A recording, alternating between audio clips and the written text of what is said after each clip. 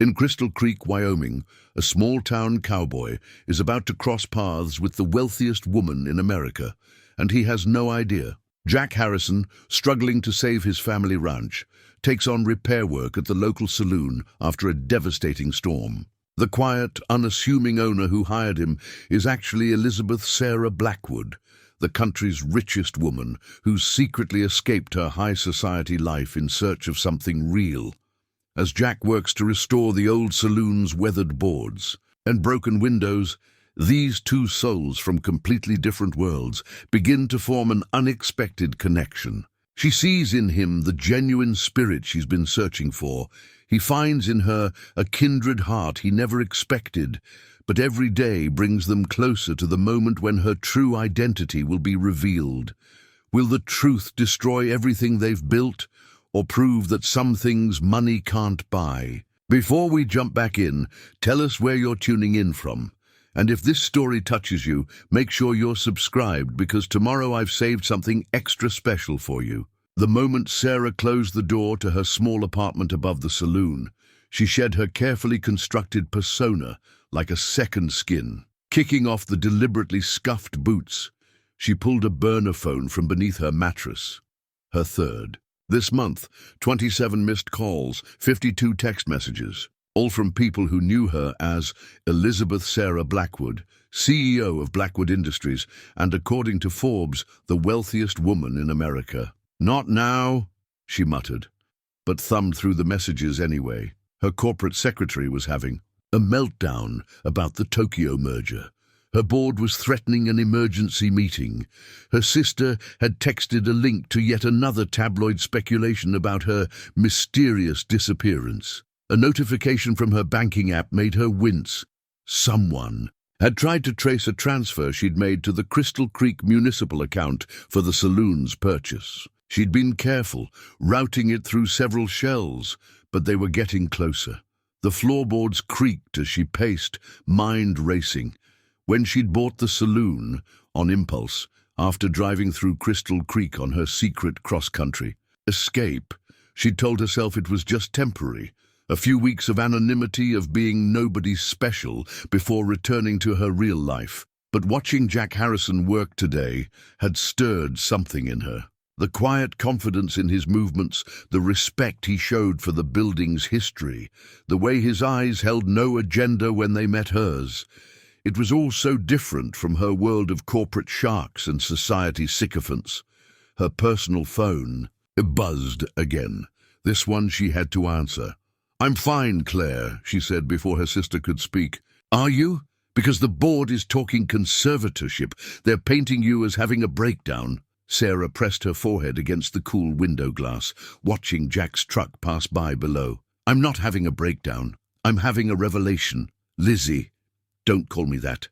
I'm Sarah here." "Fine, Sarah. While you're playing small-town business owner, everything Dad built is at risk. The Tokyo merger is a mistake. Chen Industries would gut our renewable energy division. It's not your call anymore. Not if you don't come back." Sarah watched Jack stop to help Mrs. Peterson collect scattered newspapers from her yard. Such a simple gesture, done without thought of reward or advantage. When was the last time she'd seen anything so genuine? "I'll handle it," Sarah promised. "Just give me time." "Time for what? To hide in some dusty Wyoming town? To pretend you're not who you are?" But that was just it. Who was she? Who? Elizabeth Sarah Blackwood had spent 15 years being what everyone needed. The perfect CEO, the gracious philanthropist, the dutiful daughter carrying on her father's legacy. Sarah Mitchell might be a fiction, but she felt more real than Elizabeth had in years. "I'll call you tomorrow," she said, and hung up before Claire could protest. A knock at her door made her jump. Hastily hiding both phones, she cleared her throat. "Yes? Sorry to disturb you, Ms. Mitchell." Jack's voice. "Found these repair estimates in my truck. Thought you might want to review them before tomorrow." Sarah quickly checked her reflection, mussed her hair slightly to maintain the casual image. When she opened the door, Jack was holding out a slightly crumpled paper, his expression businesslike but warm. "Thank you," she said, accepting it. Their fingers brushed, and she felt that same spark from earlier. In his eyes, She saw only Sarah. Mitchell, small business owner trying to restore a piece of local history. The simplicity of it made her ache. "See you in the morning," he said, and turned to leave. Sarah watched him descend the stairs, then looked down at the estimate. His prices were far too low for the quality of work he'd described. Another piece of his story clicked into place. He needed this job as much as she needed this escape. She returned to the window, watching him drive away. For the first time in her life, Elizabeth Sarah Blackwood, who could buy this entire town without denting her fortune, felt truly wealthy. She had something money couldn't buy: the chance to be seen for herself, not her net worth. The question was, how long could she keep the illusion alive? Morning light streamed through the saloon's broken windows as Jack pulled his grandfather's old toolbox from his truck. The wooden box, worn smooth by 3 generations of calloused hands, held more than just tools. It carried the weight of family history in every dent and scratch. Sarah was already inside, hair tied back, wearing work gloves that looked too new against the saloon's aged wood. She'd arranged coffee and fresh pastries on the bar, the gesture somehow both thoughtful and uncertain, like someone playing a role they hadn't quite settled into. "Hope you like coffee," she said, pushing a steaming mug his way. "I wasn't sure how you took it." "Black is fine." Jack set his toolbox on the bar, the solid thunk of well-worn wood against wood echoing through the empty space. When he opened it, Sarah leaned in with genuine curiosity. "That box has seen some history," she observed. Jack ran his fingers along. The inside lid, where dates and job notes had been penciled in his grandfather's precise hand. "Started with my grandfather in 52. He carved his initials here." He pointed to the faded TH in one corner. "Dad added his when he took over. And here's mine." Sarah traced the progression of initials with a gloved finger. 3 generations of craftsmanship. That's rare these days. Rarer by the minute in Crystal Creek. Jack pulled out a worn leather measuring tape. "Shall we get started?" They began with the windows, Jack teaching Sarah how to hold the pane steady while he measured for replacements. She was a quick study, asking intelligent questions about historical accuracy and energy efficiency. Her hands, despite their obvious lack of calluses, were steady and sure. "My father—" She hesitated, then continued carefully. "He always said you can tell everything about a person by how they treat their tools." Jack glanced at her, catching something wistful in her expression. "Sounds like a wise man." He was. Sarah's voice carried a weight Jack recognized, the tone of someone speaking of the dead. As morning stretched into afternoon, they fell into an easy rhythm. Jack worked on the window frames, while Sarah sorted salvageable glass from debris, their conversation flowing naturally between tasks. "This piece here," Jack said, showing her a section of intricate woodwork. "That's what you don't see anymore. Hand-carved corner blocks, each one unique.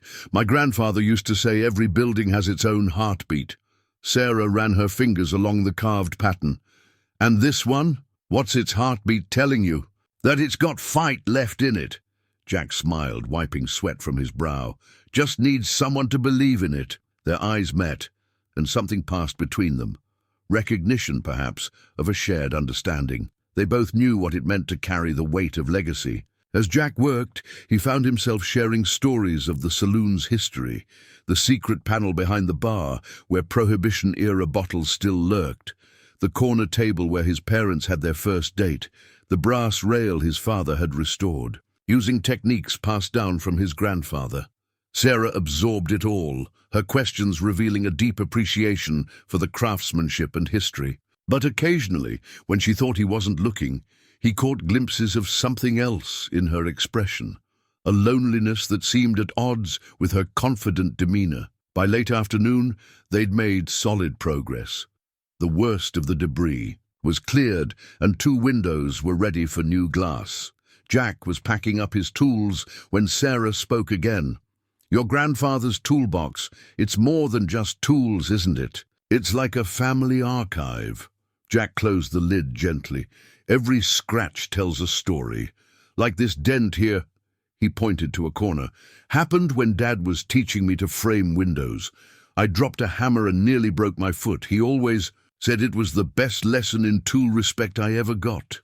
Sarah laughed, the sound genuine and unguarded. For a moment, she seemed to forget whatever weight she carried, whatever role she was playing. In that laugh, Jack heard something real, something that made him want to know more. As he loaded the toolbox back into his truck, Jack found himself looking forward to tomorrow in a way that had nothing to do with the paycheck he desperately needed. There was a mystery to Sarah Mitchell. But more than that, there was a genuineness that showed through when she forgot to guard it. What he couldn't know was that his honest day's work had affected Sarah just as deeply, stirring memories of a father who taught her about integrity before boardrooms and balance sheets took over her life. The Crystal Creek Gazette didn't usually catch Jack's eye, but the headline on Mrs. Peterson's front porch stopped him cold. America's wealthiest woman still missing. Below was a photo of Elizabeth Sarah Blackwood at some charity gala, looking regal in an evening gown. Jack barely glanced at it as he helped the elderly woman gather her scattered papers from the morning's delivery. "Such a shame," Mrs. Peterson clucked, clutching the newspaper. "Pretty young thing like that, running a multi-billion-dollar company. My grandson works for one of her subsidiaries in Denver. Says the whole company's in chaos." "That's so?" Jack kept his tone neutral, stacking the rest of her mail. "Makes you wonder, doesn't it?" She lowered her voice conspiratorially. "About that new saloon owner. Shows up out of nowhere, pays cash, keeps to herself. Sarah Mitchell's just private, Mrs. Peterson. Nothing wrong with that. Did you know she ordered those new windows from Denver instead of Watson's Hardware? Paid triple for overnight delivery." Jack straightened, frowning. He hadn't known that. Come to think of it, all the supplies had appeared with remarkable speed, and Sarah never blinked at the costs. At the saloon later that morning, he found Sarah deep in conversation with a stranger in an expensive suit. Definitely not a local. She looked tense, her usual calm demeanor cracked. "Everything all right?" he called out, making his presence known. The man turned, assessing Jack with cold efficiency. "Private business matter, which is concluded," Sarah said firmly. "Thank you for stopping by, Mr. Chen." After the man left, Sarah's hands trembled slightly as she sorted invoices. Jack pretended not to notice. "Town's getting curious about you," he said casually, unpacking his tools. "Small towns usually are." Her voice was steady, but she wouldn't meet his eyes. "Folks wonder why someone would buy a broken-down saloon in the middle of nowhere. Pay and cash, no questions asked." Sarah's shoulders tensed. "Are you wondering too, Mr. Harrison?" "Nope." He laid out his measuring tape, checking the window frames. "Figure everyone's got their reasons. Running to something or from something. Doesn't much matter if they're doing right by the town." She looked at him then, surprise and something like gratitude in her expression. "And you think I'm doing right by the town? You're restoring a piece of its history instead of tearing it down for some tourist trap. That counts for something." They worked in comfortable silence for a while, but Jack noticed Sarah growing increasingly distracted. She kept checking her phone, which would buzz with messages she'd quickly silence. Around noon, Betsy from the diner brought their lunch order. Her eyes darted around the saloon with barely concealed curiosity. "Quite a project you've taken on, Miss Mitchell," Betsy said. "Must have quite the successful background in restoration work." "Actually, this is my first project," Sarah replied smoothly. "I'm learning as I go. Thankfully, Mr. Harrison is an excellent teacher." "How fascinating," Betsy lingered. "You know, you remind me of someone—" "Betsy," Jack interrupted. "Think I saw Tom's truck pull up at the diner. Might want to check on that lunch rush." After Betsy left, Sarah's relief was palpable. "Thank you." "Don't mention it." Jack unwrapped his sandwich, though you might want to be prepared for more of that. Small towns like a dog with a bone when they catch scent of a mystery. Sarah pushed her food around her plate.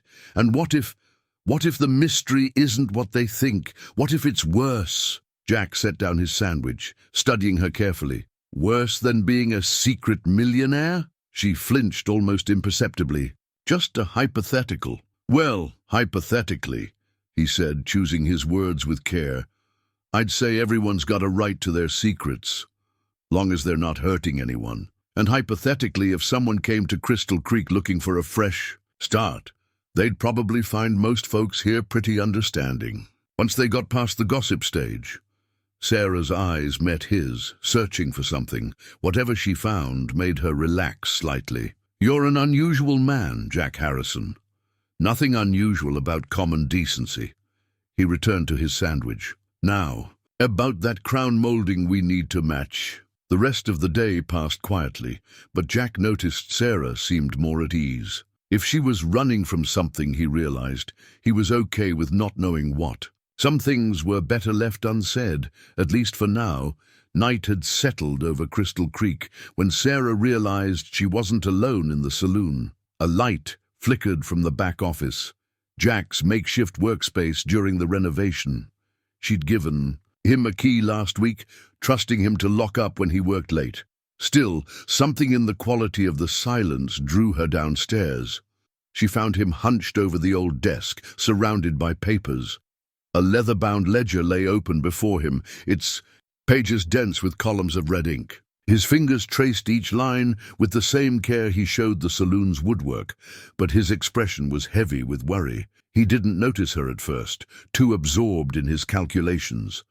The desk lamp cast harsh shadows across his face, aging. Him. A half-empty whiskey glass sat untouched by his elbow. "Working late?" she asked softly. Jack startled, instinctively moving to cover the ledger. "Sarah, didn't think anyone was around." "Neither did I." She stepped closer, catching glimpses of numbers that made her heart sink. After 15 years running Blackwood Industries, she could read financial distress at a glance. "Everything." "Okay," he gave a hollow laugh. "Just trying to make numbers add up that don't want to." His guard was down, exhaustion and whiskey loosening his usual reserve. "You ever feel like you're fighting a losing battle?" Sarah's throat tightened. Every figure in that ledger was a nail in the coffin of his family's legacy. The ranch was drowning in debt, and the saloon work, while helping, was a drop in an ocean of red ink. "Sometimes," she said carefully, "battles look unwinnable because we're fighting them alone. This ranch has been in my family for 3 generations. Jack's voice was rough. "My grandfather built it from nothing. Dad modernized it, kept it competitive, and I'm the one who's going to lose it." Sarah's fingers itched to reach for her phone, to make a single call that would erase those numbers. She had more money than she could spend in 10 lifetimes. One small wire transfer, and Jack's problems would vanish. But she knew it would destroy something far more valuable than money could buy. "Show me," she said instead, pulling up a chair. He hesitated, pride warring with desperation. Finally, he turned the ledger toward her. Sarah studied the pages, her mind automatically finding patterns, possibilities. "Your operational costs are actually quite reasonable," she observed. "It's the debt service that's killing you. These interest rates are predatory." Jack looked at her sharply. "You know something about ranch finances?" "I had a father who believed in teaching his daughter about business. It wasn't even a lie. Have you considered refinancing? Every bank in 3 counties knows the Harrison Ranch is a risk. Nobody's touching it." He rubbed his eyes. "I've got maybe 3 months before foreclosure, unless cattle prices miracle their way up or I win the lottery." Sarah's mind raced through possibilities. She could create a shell company, offer a private loan at reasonable rates, or buy the bank's note through an intermediary. Or, what about partnerships, she suggested. "The saloon will need reliable meat suppliers once we're up and running. Some sort of preferred vendor arrangement." Jack straightened slightly, professional pride replacing despair. "We raise some of the best beef in Wyoming. Dad's breeding program—" "Show me the numbers." Sarah pulled the ledger closer. "If we're going to be in business together, I should understand your operation." They spent the next 2 hours working through possibilities. Sarah was careful to ask questions instead of offering solutions, letting Jack's natural business sense find its way to opportunities. By midnight, they had the outline of a plan. Not a miracle, but a fighting chance. "Thank you," Jack said quietly as they packed up.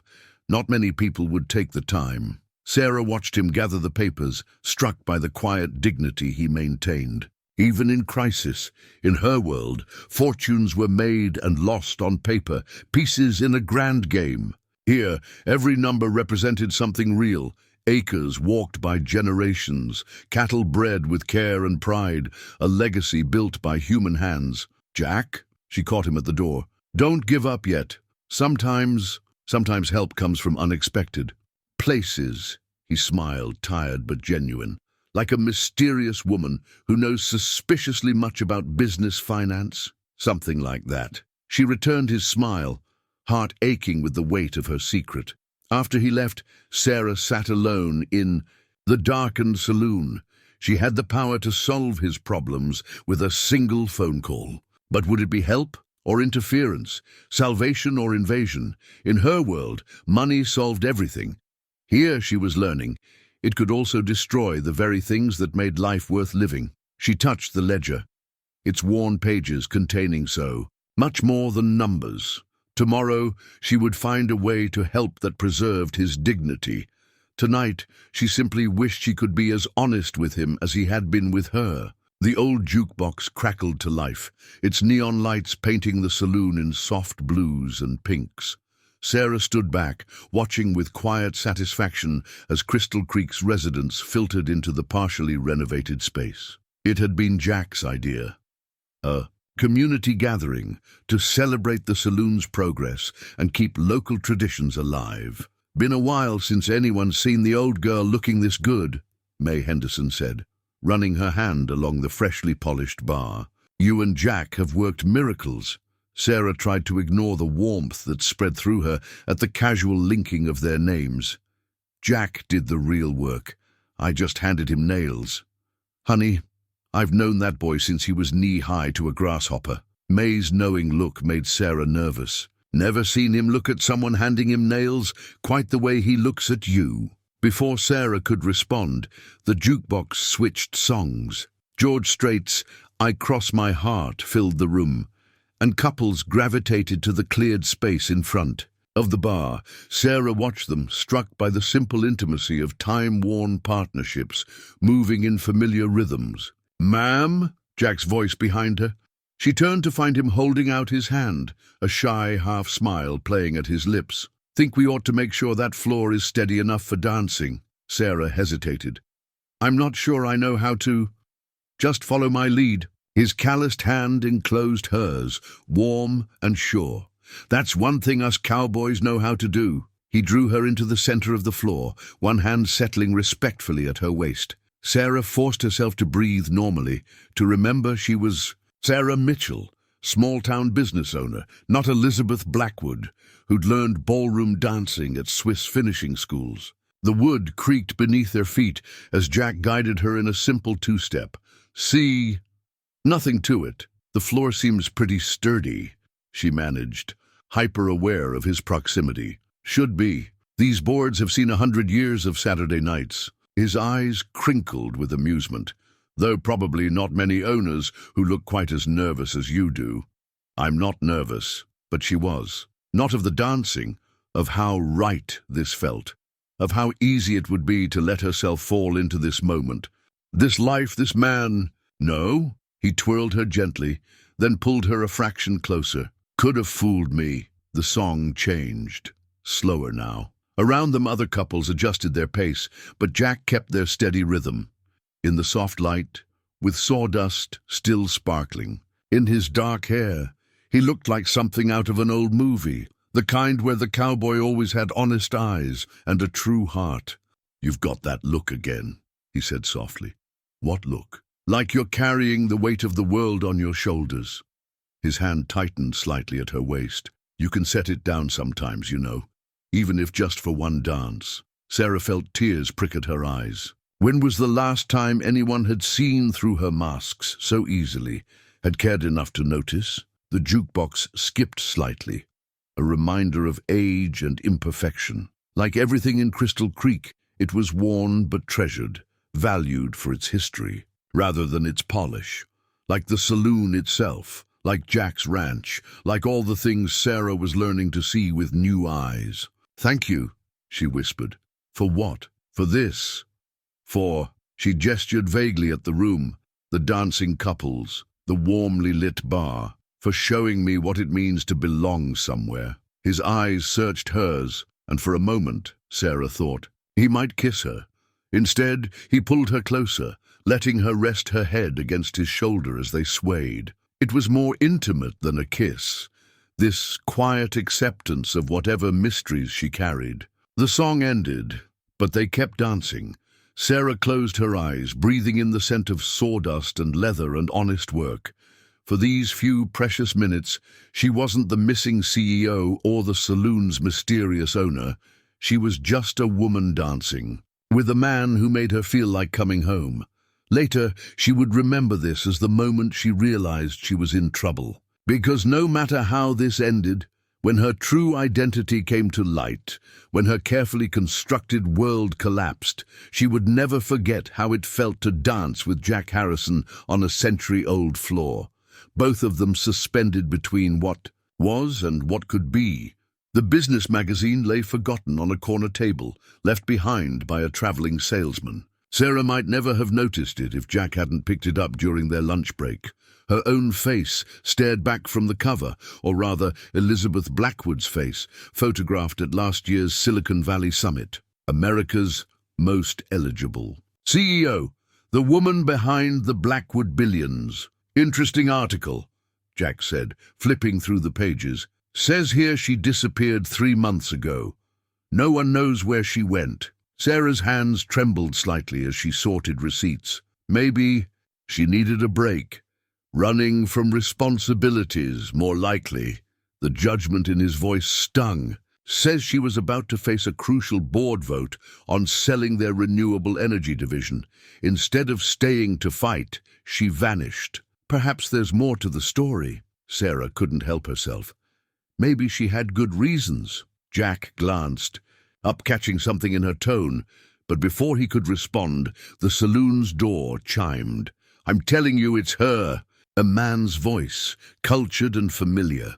Sarah's blood ran cold. Stanley Seber, one of her board members. The wire transfers were traced to this town. Sarah moved instinctively behind the bar as Jack rose to greet the visitors. Through the liquor bottles, she watched Stanley and another man in an expensive suit survey the renovation work. "Can I help you, gentlemen?" Jack's voice was pleasant, but carrying an edge of protectiveness that made Sarah's heart clench. "Looking for someone," Stanley said, pulling out his phone. "Elizabeth Blackwood. Have you seen this woman?" Jack studied the photo, his face unreadable. "Can't say that I have. What's your interest?" "Board business. Miss Blackwood has obligations she's neglecting." Stanley's eyes swept the room. "We have reason to believe she's in this area. Small town like Crystal Creek?" Jack chuckled. "Think we'd notice a billionaire in our midst." Sarah held her breath, pressing herself against the back wall. A bottle clinked softly, and Stanley turned toward the sound. "Mind if we look around?" "Actually, I do mind." Jack's tone hardened. "We're closed for renovations. Private property. Now see here. Have a nice day, gentlemen." Jack moved to the door, his body language leaving no room for argument. After they left, Sarah emerged slowly from behind the bar. Jack stood at the window, watching until the men's luxury rental car disappeared down Main Street. "Thank you," she whispered. He turned, and the look in his eyes made her stomach drop. "Want to tell me what that was about?" "Jack, because I'm starting to think Mrs. Peterson's gossip isn't so far-fetched." He picked up the magazine again, studying the cover photo. "You know, you look a lot like her. If someone wasn't really looking." Sarah's mind raced. She could lie, make up a story about an unfortunate resemblance. But standing there, seeing the hurt beginning to form in his eyes, she couldn't bring herself to add another deception. "I can explain. Can you?" His voice was quiet. "Because I'm wondering if anything you've told me is true. The way I feel about this place is true." She stepped toward him. "The way I feel about—" She stopped, unable to finish. Jack's jaw tightened. "Those men, they'll be back, probably." He nodded slowly, then turned back to his tools. You should be careful. Next time I might not be around to run interference. The dismissal in his voice was worse than anger. Sarah watched him return to work, his movements precise but tense. The distance between them had suddenly grown vast, filled with unspoken questions and accusations. She retreated to her office, closing the door softly.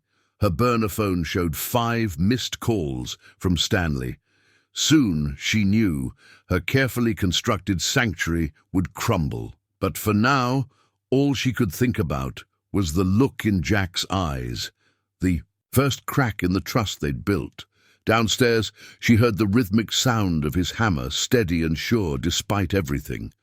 She wondered if he was thinking about their dance, about all the moments that had felt so real. They had been real. She wanted to tell him, just because a person is hiding doesn't mean their heart isn't true. The call came at dawn. Sarah heard Jack's truck roar past the saloon before May's frantic voice reached her through the phone. The creek's breached. Half the herd's trapped on the wrong side. We need hands. Sarah was in her jeep before she could think better of it. The sun was just breaking over the horizon as she pulled onto the ranch's access road, tires slipping in mud from the night's unexpected rainfall. She found chaos at the lower pasture. Cowboys on horseback struggling to control panicked cattle, the creek a roaring monster that had jumped its banks. Jack sat astride his horse at the center of it all, shouting directions. He spotted her jeep and rode over, his expression a mix of surprise and something else she couldn't read. You shouldn't be here, he called over the noise. I can help. She was already pulling on boots she'd bought for show, but never really used. Just tell me what to do. He hesitated only a moment. Can you ride? Sarah thought of childhood summers at her family's Kentucky estate. Yes, May. He waved his ranch hand over. Get her on Duchess.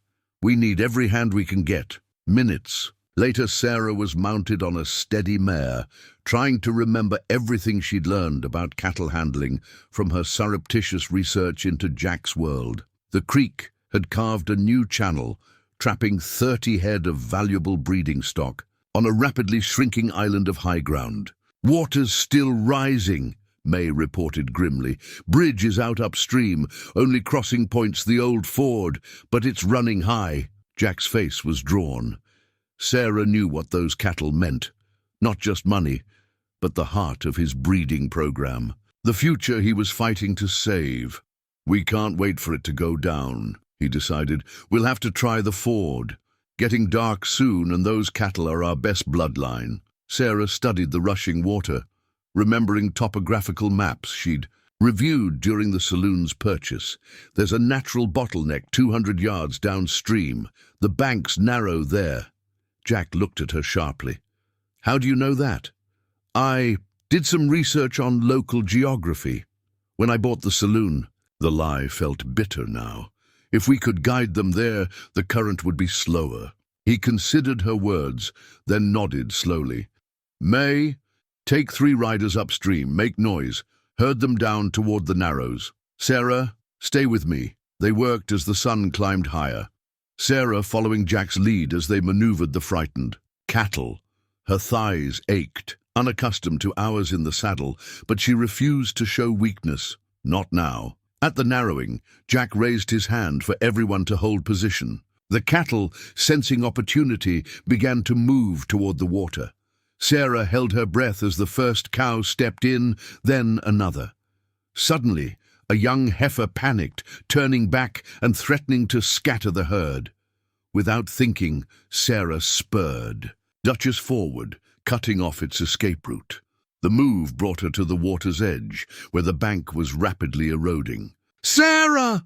Jack's warning came too late. The bank gave way. Sarah felt Duchess stumble, then lunge forward. For a heart-stopping moment, they were in the rushing water. Then strong hands grabbed her reins, and Jack was there, hauling them both to safety as the cattle, spooked into action, thundered across the ford behind them. They ended up on the safe side of the creek, Sarah soaked and shaking, Jack's hands still gripping her arms. The cattle, miraculously, had all made it across. That, he said roughly, was either the bravest or stupidest thing I've ever seen. I couldn't let them scatter. Sarah pushed wet hair from her face. Not when I knew what they meant to you. His expression softened, then hardened again. Like those men yesterday, the ones looking for Elizabeth Blackwood. What do they mean? To you? Sarah met his eyes, seeing hurt and confusion warring with something deeper, not as much as this place. These people, she swallowed hard. You, for a long moment, they stayed there, the truth hovering between them, unspoken. Then May rode up, with a whoop of triumph, breaking the spell. We did it, every last one made it across. She beamed at Sarah, not bad for a city girl. Jack stepped back, his professional mask sliding back into place. Get everyone in for coffee and dry clothes. We've got fences to mend once the water goes down. Sarah watched him ride ahead, his shoulders set with familiar determination. She'd helped save his cattle, but in doing so, she'd revealed more of herself than she'd intended. Knowledge about the creek's geography, skills she shouldn't have. Each piece of her carefully constructed facade was cracking, and she didn't know how much longer she could hold it together. As she followed the others back to the ranch house, Sarah realized that saving the herd might have cost her something far more precious. The fragile trust she and Jack had built, as vulnerable now as that eroded riverbank. The viral post appeared. On Crystal Creek's community Facebook page at 8:47 a.m., a side-by-side comparison of Sarah Mitchell at last week's dance and Elizabeth Blackwood at a charity gala. The caption read, "Anyone else notice our mysterious new saloon owner is actually America's wealthiest woman?" Sarah was in the middle of reviewing renovation plans with Jack when phones started buzzing throughout the saloon. She knew the moment. It happened. Saw the change sweep across his face as he read his screen, watched the color drain from his features. "Jack," she started. "Is it true?" His voice was deadly quiet. A crowd was gathering outside the saloon's windows. Through the glass, she could see people pointing, phones raised. Her carefully constructed world was collapsing in real time. "Let me explain. Just answer the question." His hands were flat on the bar, knuckles white. "Are you Elizabeth Blackwood?" Sarah straightened, feeling her carefully maintained facade crumbling. "Yes." The single word seemed to echo through the saloon. Jack pushed away from the bar, running a hand through his hair. All this time, every conversation, every moment, it was all a lie? "No!" The desperation in her voice surprised them. "Both. The saloon, the restoration, getting to know you, that was all real." "Real?" He gave a harsh laugh. "You're worth billions. You could buy this whole town without blinking. Yet you let me worry about the cost of lumber. Watched me agonize over my ranch's finances. I wanted to help." "Help?" His eyes flashed. "By lying. By playing some kind of billionaire's game of dress-up while real people's livelihoods hung in the balance." Through the windows, Sarah could see news vans pulling up.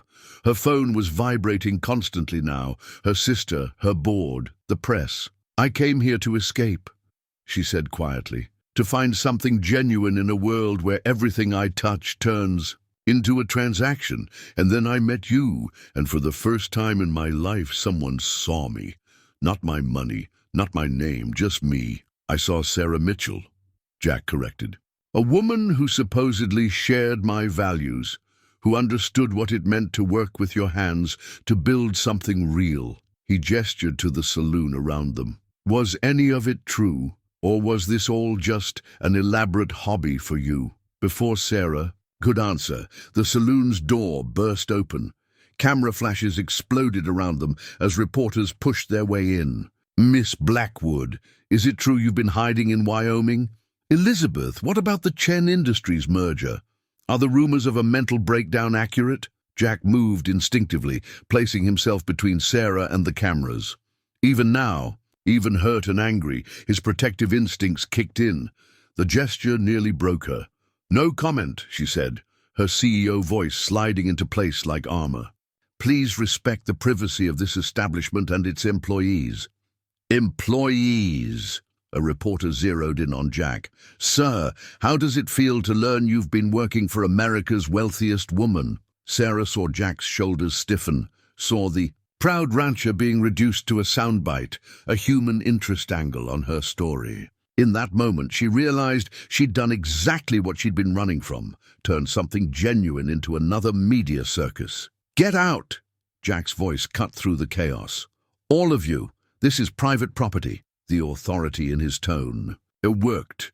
The reporters retreated, though they remained pressed against the windows, cameras rolling.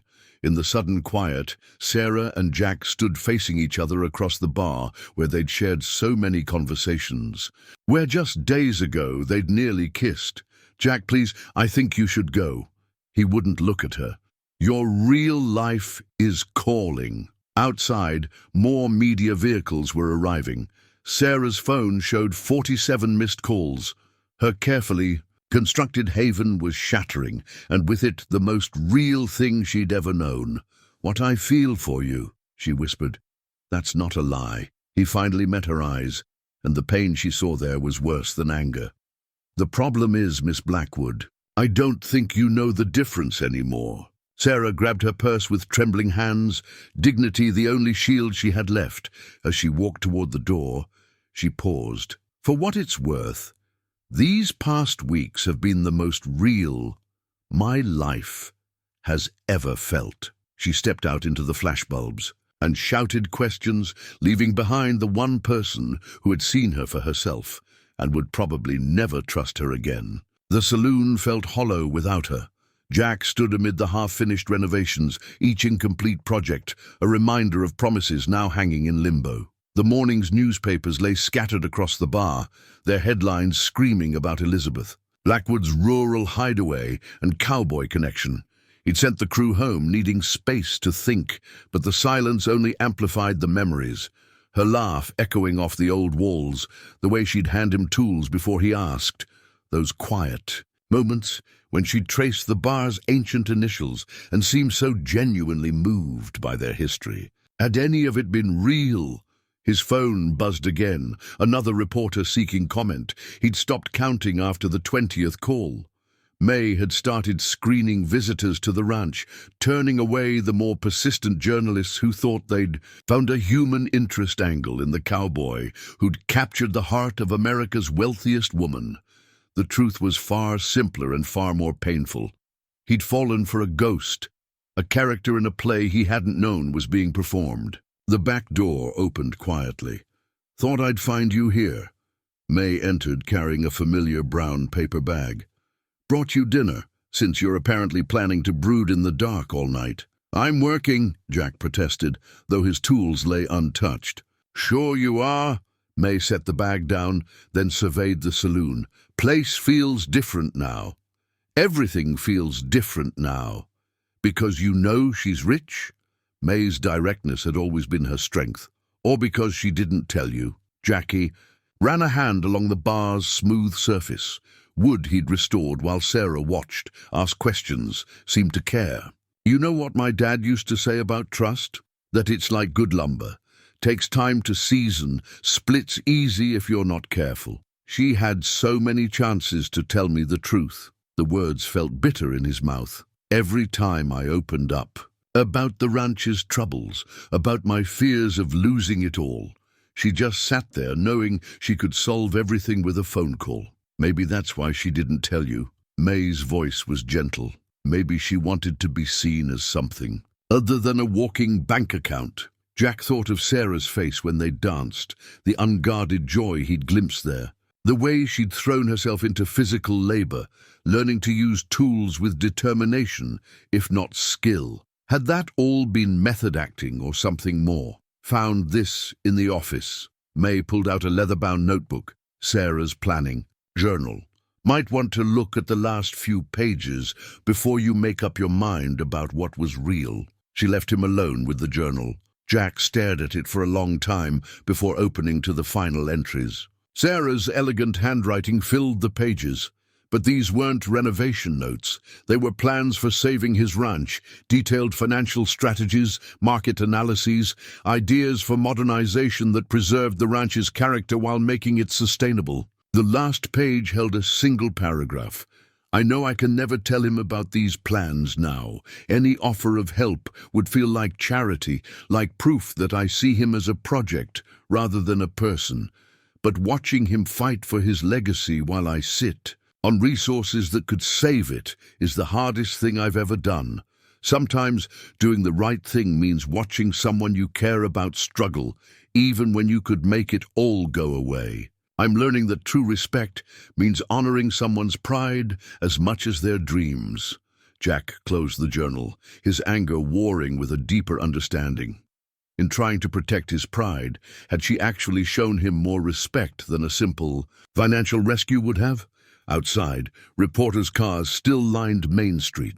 Inside, the saloon held the echoes of genuine laughter, honest work, and conversations that had felt more real than anything in his life lately. Somewhere between those two worlds lay the truth about Sarah Mitchell, or Elizabeth Blackwood, and what they'd built together. The question was whether that truth was worth fighting for. Sarah sat in her hotel suite in Cheyenne, surrounded by lawyers and board members, feeling more trapped with each passing minute.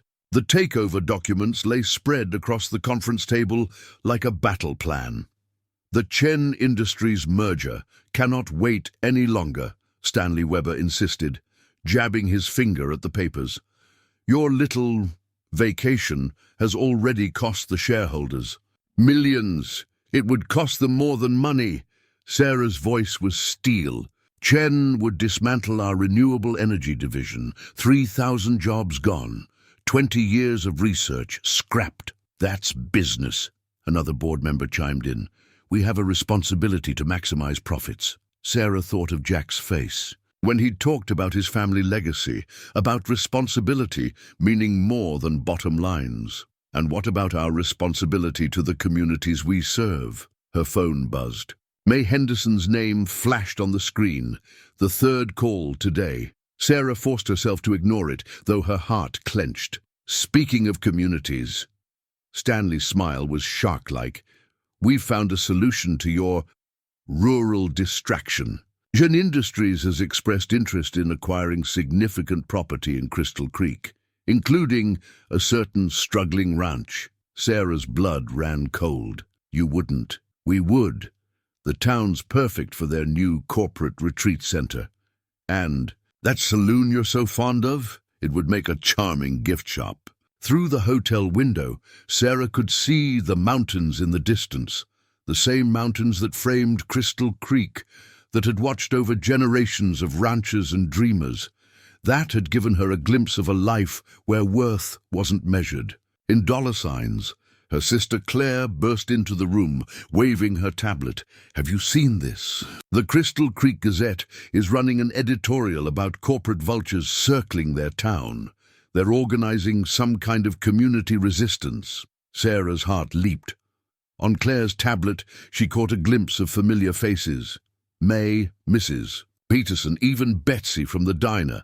And there, in the background of one photo, Jack. His expression was grim but determined. Let them resist, Stanley scoffed. Every property has its price. Not this one. Sarah stood, sudden clarity washing over her. I'm calling an emergency shareholder meeting. Full board attendance required. Elizabeth, that's Miss Blackwood to you, Stanley. And while you're checking our corporate charter, pay special attention to the clauses about ethical investment and community impact.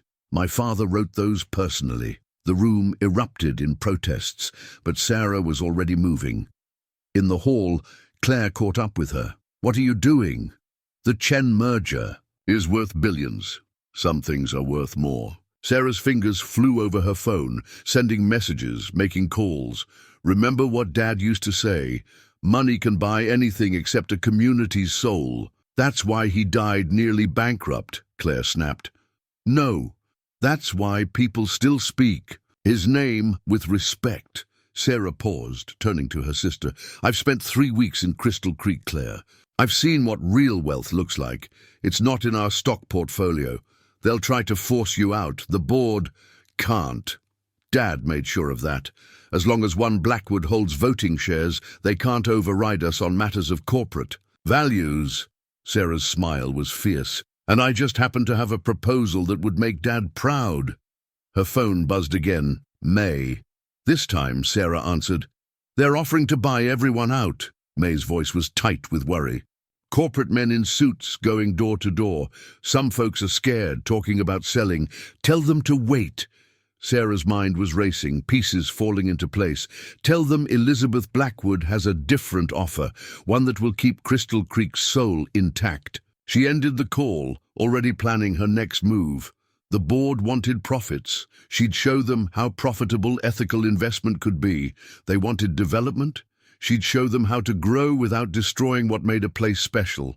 But first, she had to face the town, face Jack, and hope that somewhere between the lies and truth they'd understand she'd finally found something worth fighting for, not just their land, but their way of life. Claire watched her sister transform from Sarah Mitchell back into Elizabeth Blackwood, but somehow different from before. You're really going to risk everything for this town? No, Sarah replied softly. I'm going to risk everything for what it taught me about what really matters. The Blackwood Industries boardroom fell silent as Sarah spread two documents on the polished table. One was her counter-proposal to the Chen merger. The other was a photo of the Lucky Spur's ancient bar, its surface bearing a century of carved initials. Gentlemen, she said, every inch Elizabeth Blackwood now, but with Sarah Mitchell's hard-earned wisdom in her voice, let me tell you about real value. Meanwhile, in Crystal Creek, Jack stood before a crowd gathered in the saloon. News of the corporate buyout offers had spread like wildfire, and frightened townspeople packed the building where he and Sarah had once danced. They're offering 3 times market value, Tom Wilson was saying. How can we turn that down? Jack traced his fingers along the bar's smooth wood, remembering Sarah's words about legacy and worth. Because some things aren't for sale. Back in New York, Sarah faced her board. Our renewable energy division isn't just about profit margins, it's about the future. Crystal Creek showed me what that future could look like.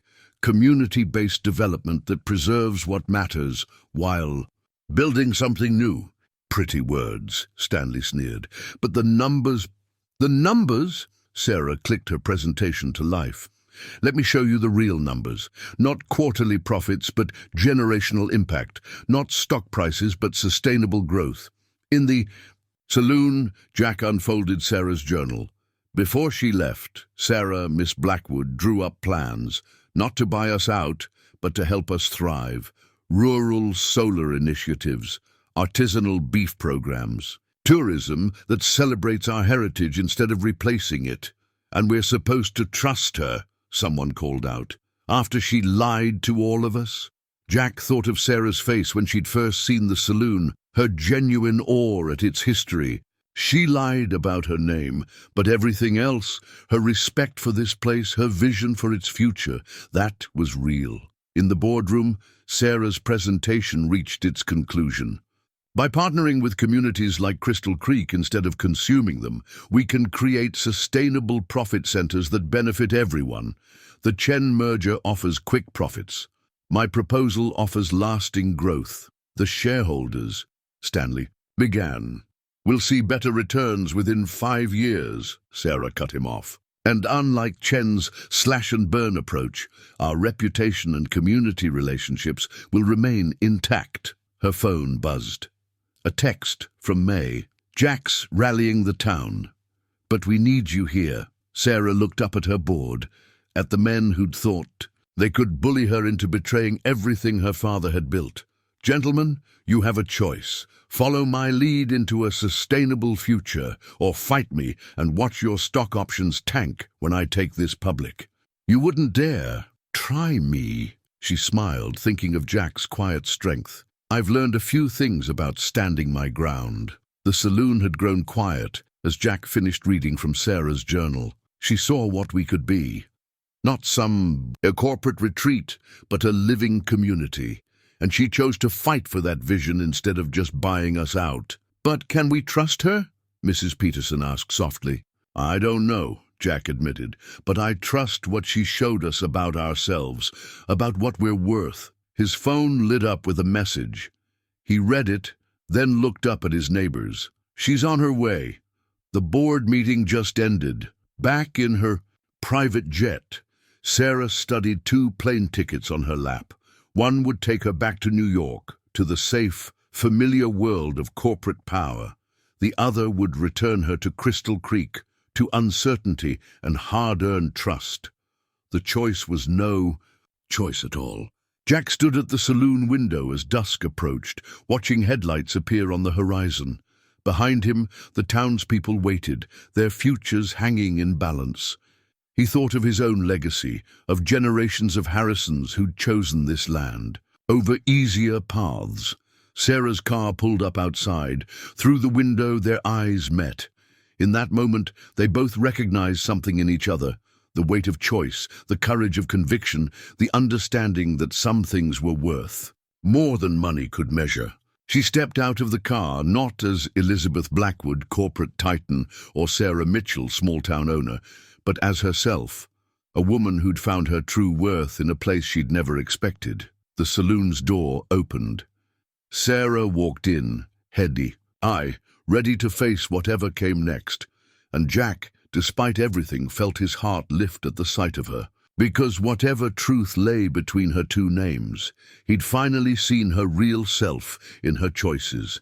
Now they just had to see if that was enough. Sarah stood before the gathered townspeople, acutely aware of Jack's presence by the bar. The familiar.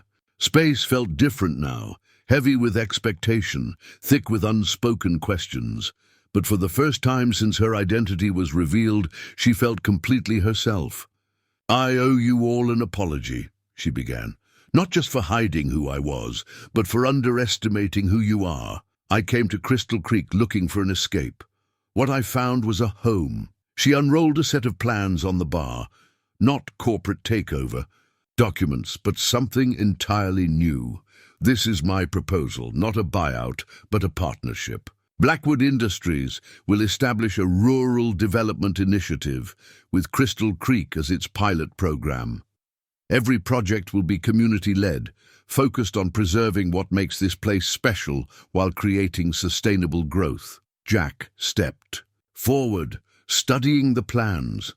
His expression remained carefully neutral, but she saw his eyes widen at certain details. "The ranch-to-table program," he said quietly. "This is what you were working on in your journal." Sarah nodded. Local ranches would supply premium beef to high-end restaurants across the country.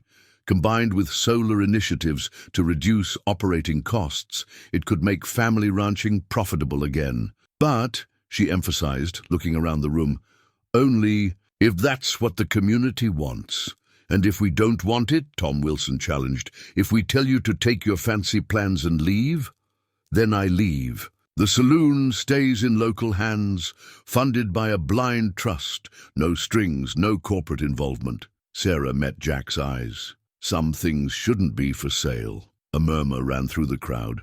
Mrs. Peterson raised her hand. "And what about you, dear? Where does Sarah Mitchell end and Elizabeth Blackwood begin?" It was the question Sarah had been asking herself for weeks. "I'm both," she said simply. "Sarah Mitchell taught me who I could be when stripped of everything but myself. Elizabeth Blackwood has the resources to help this town. Together, maybe, they can build something worthwhile. With our help," Jack added quietly. It wasn't quite forgiveness, but it was a start. The town meeting lasted hours. Questions were asked, concerns raised, arguments made. Sarah answered everything honestly, no longer hiding behind any facade. When asked about her feelings for Jack, she looked him in the eye and said simply, "They're real. But trust has to be rebuilt. I'm willing to try if he is." Finally, as midnight approached, the town reached a consensus. They would accept the partnership, but with conditions. A local council would have veto power over all developments. Profits would be reinvested in the community, and most importantly, the town's character would be preserved at all costs. As the crowd dispersed, Jack remained. Sarah watched him run, his hands along the bar's aged wood, a gesture she'd seen 100 times, but now understood differently. "You could have just bought the ranch," he said finally. solved everything with money. Why didn't you? Because you taught me the difference between price and value. She stepped closer. Everything real in my life has happened in this saloon. I couldn't bear to lose that. And us? His voice was rough. Was that real? The realest thing I've ever known. Sarah touched the bar beside his hand, not quite touching him. I'm not asking for forgiveness, just a chance to prove that Sarah Mitchell wasn't a lie. She was the truth I'd never been brave enough to live. Jack was quiet for a long moment. Then slowly, he reached into his pocket and pulled out a small carving tool. You know the tradition about this bar? Every owner adds their initials. I remember. He held out the tool. Which name will you use? Sarah took it, understanding the weight of the question. Carefully, she carved SMEB with the current date. Both names, she explained. Because I'm done hiding either part of myself. Jack studied the carving, then met her eyes. It won't. Be easy. The town's trust, my trust. It'll take time. I know. She set the tool down. But I've learned something about time from this place. The best things, trust, legacy, love, they can't be bought. They have to be built, moment by moment, choice by choice. Like restoring an old saloon, or saving a family ranch, she smiled cautiously, or finding out who you really are. Jack's hand covered hers on the bar, rough calluses against smooth skin. Not quite an embrace, not quite forgiveness, but something new beginning. Welcome home, he said softly. Sarah Elizabeth. The town council meeting was held in the newly restored Lucky Spur, its ancient walls now witnessing a different kind of history. Where corporate takeover threats had loomed just weeks ago, hope now filled the air along with the scent of fresh varnish and new wood. Mayor Thompson stood at the bar, reading from the partnership agreement. And with the signing of these documents, the Crystal Creek Heritage Development Initiative officially begins. He looked up at Sarah and Jack, standing side by side. Never thought I'd say this, but sometimes the best things come from unexpected places. Sarah felt Jack's hand brush against hers, a touch so slight it might have been accidental. They'd been working together over the past weeks, carefully rebuilding trust through actions rather than words. Every decision had been made jointly, every plan scrutinized by both the town council and ranch owners. The first solar installations begin next month, Sarah reported. We're prioritizing the working ranches, cutting their operating costs by 60%. The savings will help fund the Heritage Beef Program, which already has contracts with restaurants in Denver and Seattle, Jack added. His voice carried the quiet pride she'd first fallen in love with. Using the old ranching methods, but with modern marketing, best of both worlds. Tom Wilson, who'd once advocated selling to the developers, raised his hand. And the tourism aspects, we don't want to become some theme park version of ourselves. That's why the council has final say, Sarah assured him. We're focusing on authentic experiences, working ranch stays, traditional crafts, genuine Western heritage. No gift shops, no manufactured nostalgia. May Henderson, newly appointed to the Heritage Committee, stood up. Tell them about the apprenticeship program. Sarah smiled, glancing at Jack. This was his favorite part of the plan. We're partnering with the State University to create a Western trades program. Young people learning traditional ranching, sustainable land management, historical restoration, all while earning college credits. Keeping the old ways alive, Jack explained, by teaching them to the next generation. The meeting continued, but Sarah found herself watching the townspeople's faces. Where there had been fear and suspicion, she now saw cautious optimism. They were building something unique, not just preserving the past, but giving it a future. After the formal business concluded, people lingered at the bar. Mrs. Peterson ran her fingers over Sarah's carved initials, both sets of them. You know, dear, when we first found out who you were, I thought we'd lost something precious.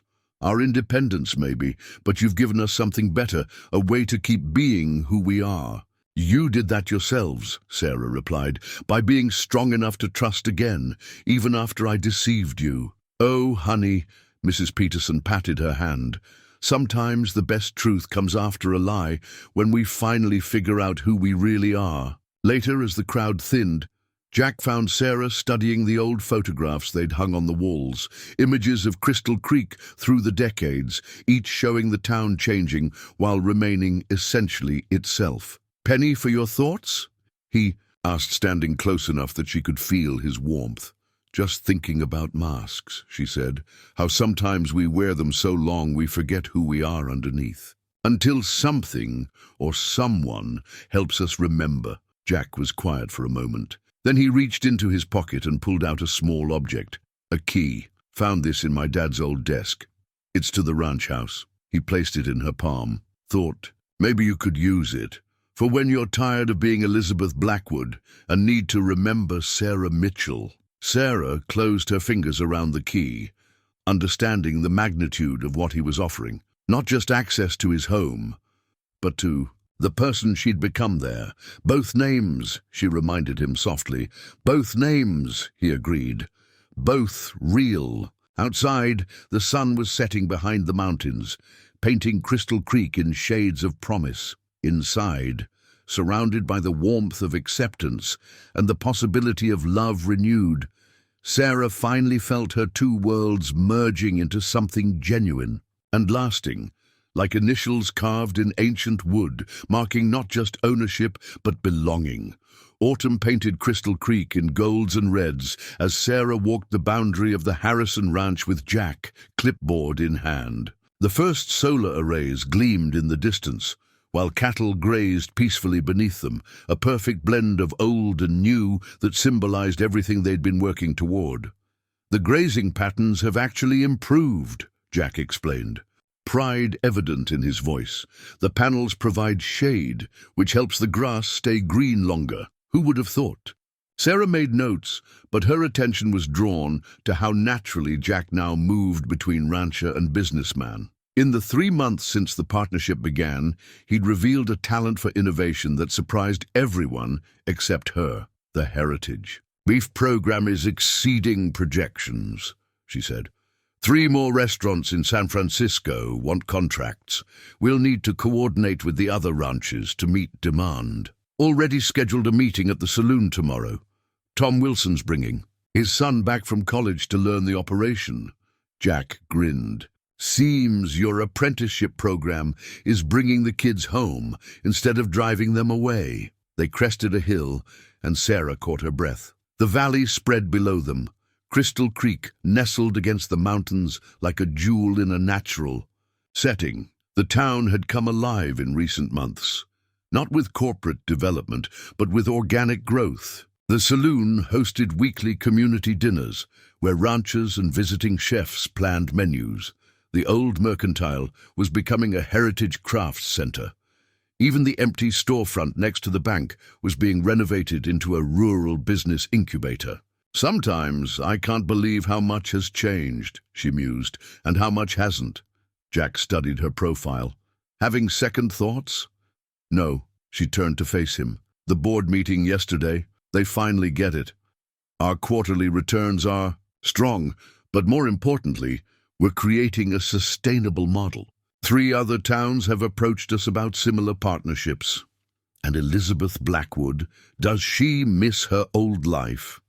Sarah smiled, touching the key that now hung permanently around her neck. "She's learning to be part of something bigger than profits, just like Sarah Mitchell learned to stop hiding from who she really was." They walked in comfortable silence until they reached the ranch house. May was on the porch, arguing good-naturedly with Claire, who'd become an unexpected ally in bridging the corporate and rural worlds. "Your sister's actually starting to understand ranch operations," Jack observed. "Yesterday she knew the difference between Herefords and Angus. And you're getting better at corporate negotiations," Sarah countered. "That deal you structured with the Denver restaurants was brilliant." "Well, I had a good teacher." His hand found hers, fingers intertwining. Naturally, these moments of contact had been growing more frequent, more comfortable.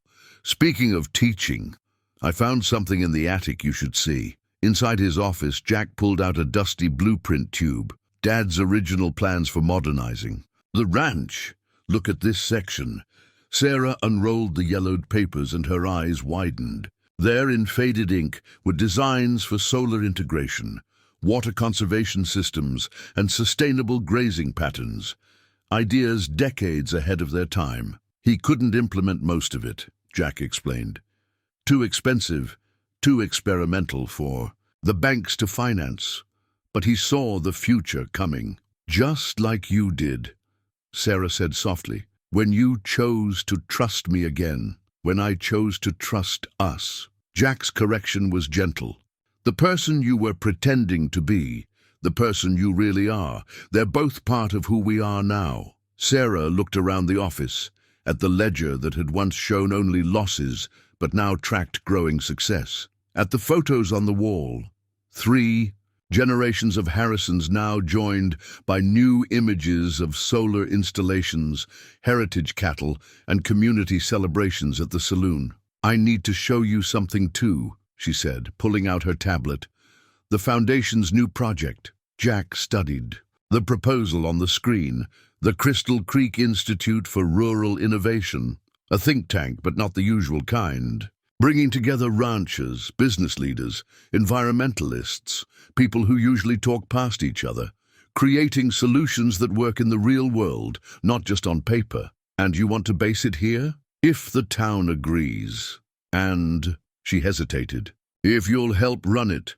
Nobody understands both sides like you do now. Jack was quiet for a long moment. Sarah held her breath, watching him process the idea. When he finally spoke, his voice was thick with emotion. Dad would have loved this. Using the ranch to shape the future instead of just surviving it.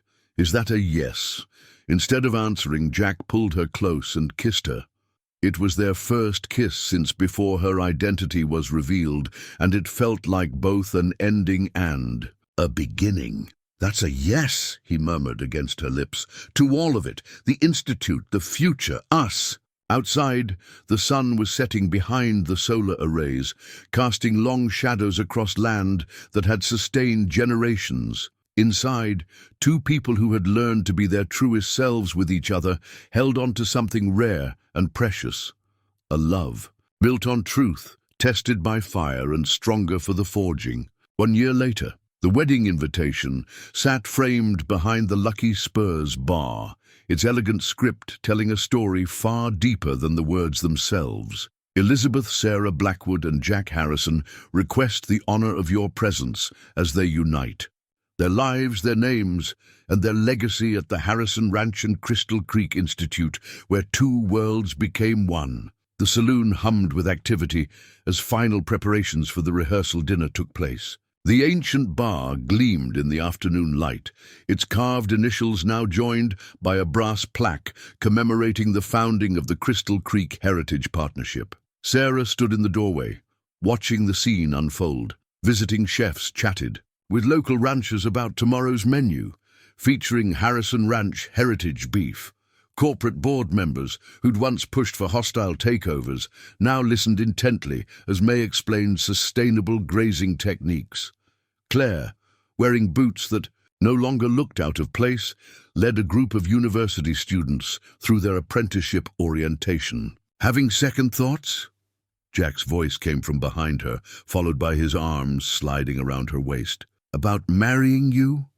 Never. She leaned back against him, just thinking about how much has changed and how much hasn't. The Saloon still hosted Saturday night dances, though now they were likely to include visiting environmental scientists alongside local cowboys. The ranch still ran cattle, but the solar arrays and new water systems had made it more profitable than ever.